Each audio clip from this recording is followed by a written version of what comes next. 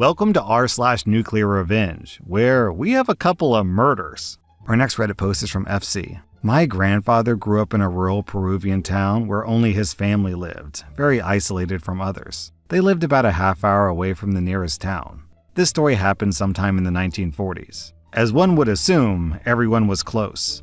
This story is about one of my grandfather's many cousins, Mary, who was 20, and her husband Peter, who's 25. Mary's dad went away to work in the capital for a while, taking Mary with him. There, she met Peter, fell in love, and married. They returned to town a couple of months after they wed. They rented a room at the local saloon, where Peter worked with Mary's dad selling goods in neighboring towns to save money. Turns out, Peter was a butthole. Not only did he cheat on Mary while he was away working, but he also severely beat her when he was home. Eventually, the owner of the saloon, a distant cousin of Mary, noticed. This guy, the owner, was about 50 years old. He confronted Mary, and after a lot of prodding, she admitted to everything. She hadn't confessed before because her close family, especially her dad, opposed the marriage, and she was ashamed to admit that Peter was an abuser. Well, she wouldn't have to suffer much longer because the owner would take matters into his own hands. He liked to play a prank on newcomers. He would take them to a field a half hour away to hunt what he claimed was the most delicious bird he had ever tasted. Spoiler alert, the bird did not exist. He called it a funny name I can't remember, so I'll just call it Birdie. He would leave them in the middle of a field with a net while he went to chase the birdie into the net. He would then walk back to town while the newcomer was kept waiting for the birdie. Eventually, the newcomer would return to town and be mocked and laughed at for buying the story. Just some good old rural town fun. The owner had yet to prank Peter because Peter was mostly away working. However, not long after, an opportunity presented itself. He was able to lead Peter away with the same story as always, but he didn't play the prank on him. Instead, he led him to a field 1.5 hours away, got him drunk on the way, and then pushed him into a nearby lake where he drowned. He then returned to town, claiming Peter had actually wanted to hunt the birds, not just wait around, and it was hard to convince him otherwise as a way to excuse his tardiness. Peter's disappearance was noticed the next day by Mary's dad when he didn't show up to his house or work, and when he wasn't in the rented room. The owner gave his excuse. The others at the saloon and his wife corroborated the story. A few days later, Peter was found drowned in the lake. It was concluded that while waiting for the birdies, he'd gotten drunk, and when he attempted to return to town, he had gotten lost and fallen into the lake. Unlike her husband, Mary's life ended on a happy note. She remarried to a much nicer man, had 8 children, and bought a house in the capital where she lived until she died of cancer in 2003. The amazing owner also had a happy life, and he died in the late 1970s. My grandfather only knew this story because he overheard owner tell Mary's dad the true story. Apart from him, no one else but the 3 of them knew. He told me one day because I was asking about secrets from his small town. Yeah, I like gossip. Our next Reddit post is from What's My Name. At the time of this story, I was 20 years old and dated my first true love. We had been together for 1.5 years, and everything was just great. Her mother really liked me, and she had her own company which traded fashion clothes for kids, and she made tons of money. They needed someone to drive one of their 3.5-ton trucks, and she came up with an idea to hire me because I was unhappy with the job that I had. So it was a win-win situation. I accepted her offer and we started working together. The job was okay, even though I had to work a huge amount of overtime because she thoroughly introduced me to how the whole company worked. She had a huge storage facility, a store, and 2 trucks. The truck that I drove and a bigger one. I worked for her for like 1 year, and during that time, I learned every single thing about the company because she trusted me with all the dirty secrets. This is where things took a huge turn. I found out that my girlfriend cheated on me with her ex, and as a result, I broke up with her instantly. It was an ugly situation, and after it went down, I called her mother and told her what was going on, and that I don't want to mix things with business, so I would still be there for work, even though I don't want to see her daughter again. She said that everything was alright, but of course, she sided with her daughter, and I felt that she was mad at me because of the breakup. I went to work and acted as professional as I could. I set all the drama aside. However, soon after, she singled me out and started looking for mistakes so that she could discipline me. This had been going on for months, and I realized that she had been waiting for an excuse to fire me, but I wasn't going to give her that reason so easily. She was pissed that she couldn't find big mistakes, and the small ones she often just made up weren't enough to terminate me. So she came up with a plan. On the truck, we had a power generator which provided a light and a power for laptop, a printer, and so on. It worked in two ways, with fuel when we were on the road and with cable in case we were at the storage. But it wasn't made by the company, they just hired an electrician for that, and he made an error. So we had to flip a switch all the time if we used it with the cable connection, otherwise it would burn down.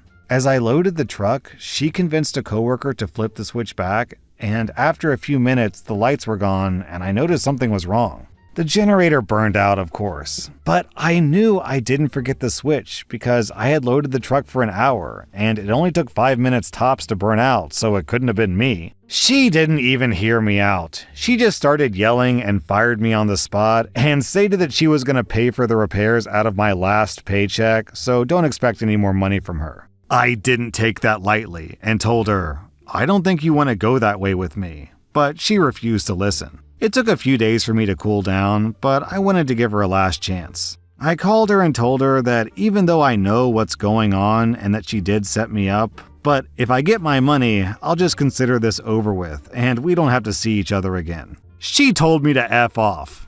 So I came up with a plan. First, I knew the store she had didn't have a bathroom, which was illegal in my country. So I reported this to the authorities, and the next day they closed the shop because of this violation, and they told her that she can't open it up until they have a bathroom. She called me right away and asked me if I had anything to do with this. I laughed and told her, "Didn't I tell you that you don't want to go this way with me?" And I hung up. I knew that me and the other truck driver had tons of overtime on the books. So I called the authorities again and told them everything. The authorities checked all the records and gave her company a brutal fine. She sent me obscene text messages all day long after that, but I replied, "I ain't done yet." Then silence. A few hours went by and my phone rang. She called and asked me if we could talk it over. She even said that she sent me my last paycheck, but I shut her down immediately and told her, "Too late for that." I called the fire department and told them that the wires they had in the walls of the stores were outdated, which caused short circuits daily, and that they only have 2 fire extinguishers for the whole place when they should have like 12.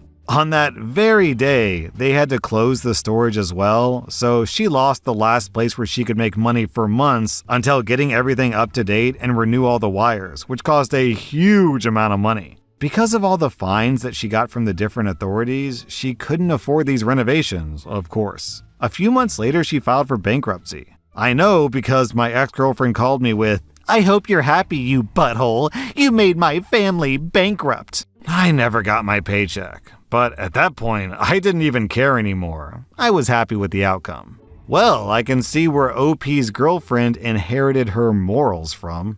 Our next Reddit post is from IF Bears. When my mother-in-law was young and growing up on a plantain farm in the Caribbean, she had an uncle who was smitten for a neighbor girl. The uncle and girl had grown up together, had been the best of friends, and he wanted her like no other. She said all he had to do was ask, but the poor guy was so nervous. One day, they both stroll into town together, and the town bully sees her at the market. He compliments her unfavorably and demands he take her out, because the town knows he always gets his way. The uncle objects, to which the bully says he'll follow them home and harass her until she agrees, and spread lies about the uncle. The neighbor girl tells my uncle some days later that she'll go with the bully to stop the harassment. He tells her his dreams and says his piece to her, and she agrees that they'll be together forever after that night. She goes that night and is never seen alive again. A week later, news comes out that parts of the missing girl are found in a local pig pen. About the same time, rumors of the bully being involved are circulating. The bully neither denies nor admits doing it. An investigation is opened, but the bully seems to have numerous airtight alibis, so he's let go but closely watched. My uncle confronts the town bully about where the girl might be. The bully said he didn't know, but invites his uncle to a card game that coming weekend to bury the hatchet about all this, and my uncle agrees. The rest of the week, he hears rumors of the bully bragging that he was involved. He tells his family the news, and they were very saddened. His mother advises him against any revenge, but says that she would stand by any decision. My uncle drives to the card game, wins a decent amount, and offers to take the bully out on the town, since my uncle had the money now. The bully gets wasted, starts passing out in my uncle's car, and proceeds to talk incoherently about the girl's disappearance. He goes on about how she wanted to pet the pigs, but he said only if she kisses him. And when they get to the pig farm, she refuses and says she wants to go home, but he had other plans. He knocks her out, assaults her, and feeds her to the pigs. My uncle is furious, drives the bully to the closest pig farm, and proceeds to use the hatchet that he always kept in his trunk to bludgeon and dismember that bully, and then feed him to the pigs. My uncle then drives as fast as he can to the family farm, where he tells his mother. She tells him to put his clothes in a burn barrel, and she would meet him at the river, right after she took the hatchet and buried it deep in a random plantain trunk. Then he got into bed with all the kids and pretended to sleep. That night, the police came knocking asking to speak with my uncle, as he was last seen with the bully. They said the bully was found the same way the girl had been. They knew of the uncle's affection, and they wanted to know if he was involved. His mother tells the cops that my uncle came straight home right after the card game, and the community could vouch for him because he was part of a local festival. The cops left empty-handed, but opened an investigation the following week. My uncle was questioned, the local community was questioned, but my uncle had numerous airtight alibis, even an alibi from the next town over from a guy that my uncle never met. I think small-town justice is something that probably happened a lot more than people realize, especially back in the old day. Super especially back before the time of internet and phone and electronic records. I think sometimes town people would just decide, hey, this person needs to die, and they just take care of it.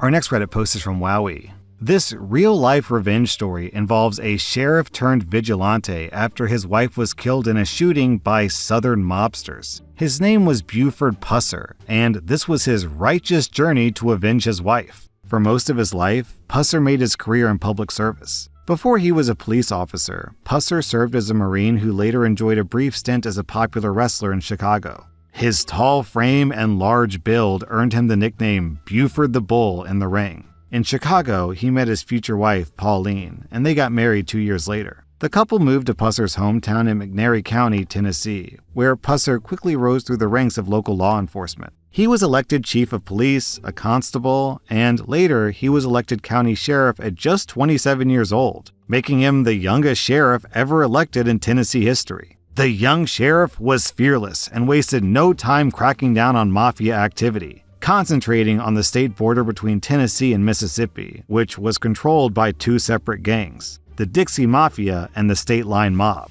The mob made a lot of money off their illegal production of moonshine, so Pusser's crackdown was obviously not appreciated. By 1967, Pusser had survived countless assassination attempts, killing several of the hitmen who tried to take him out. He was a local hero to the public, but he became a prime target for the increasingly desperate mob. Things changed forever on August 12, 1967, when his wife, Pauline, decided on a whim to accompany him to investigate a roadside disturbance. A car pulled up alongside theirs and suddenly opened fire. Pusser suffered a severe injury to his jaw, but survived. His wife, however, was killed. Stricken with guilt over his wife's death at the hands of a mob hit, Pusser was most likely the only intended target. Pusser cracked down on crime even harder than before. He publicly named his 4 assassins, and Kirksey McCord Nix Jr., the leader of the Dixie Mafia, as the mastermind behind the hit that killed his wife. Although Nix never saw justice for Pauline Pusser's murder, though he was later sentenced to life in prison for ordering the murder of a Mississippi Circuit Court judge, the other assassins involved in the murder of Pusser's wife mysteriously dropped dead one by one. Rumors circulated that Pusser had organized hits on the mafia members to avenge his wife. But because there was no evidence to tie him to the deaths personally, and because nobody was going to prosecute Pusser for avenging his murdered wife, Pusser was never charged for the killings. Interestingly, Pusser's story was turned into a movie called Walking Tall. It came out in 1973. That was r/nuclear revenge, and if you like this content, check out my podcast where I publish the exact same episodes. Also, hit that subscribe button because I put out new Reddit videos every single day.